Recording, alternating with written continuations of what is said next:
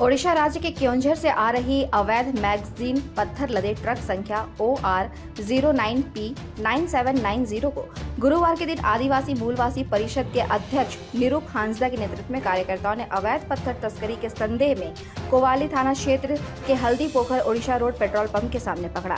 Truck रुकते ही truck driver मौके से फरार हो गया। ट्रक ड्राइवर के भागने से ट्रक में लदा माल अवैध होने का संदेह बढ़ गया। इधर घटना की सूचना पाकर कोवाली पुलिस ट्रक को जब्त कर थाने ले आई एवं ट्रक में ढोए जा रहे मैगजीन पत्थर के चालान की जांच शुरू की है।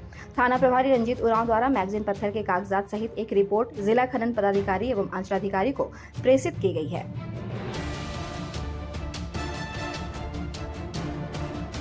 माल आ रहा था, ये उड़ीसा से माल आ रहा था।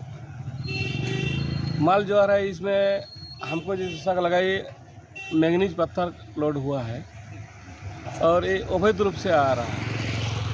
ये झारखंड बॉर्डर जैसे ही घुसा हमको पता चला और हम अपने क्षेत्र दौरा के चलते दौरा के वक्त हमको पता चला कि ये गाड़ी अवैध रूप से आ रहा है, थोड़ा चेक कर लीजिए।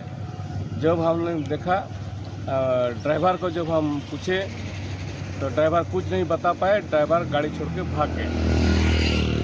तो पुलिस खबर किया है? अभी जांच का विषय है कि प्रशासन और पदाधिकारी लोग जांच करें गाड़ी में क्या है नहीं है, लेकिन हमारा पूरी शौक है कि ये मैग्नीज पत्थर लोड है और अवैध रूप से लदा गया। पुलिस को खबर हुआ है?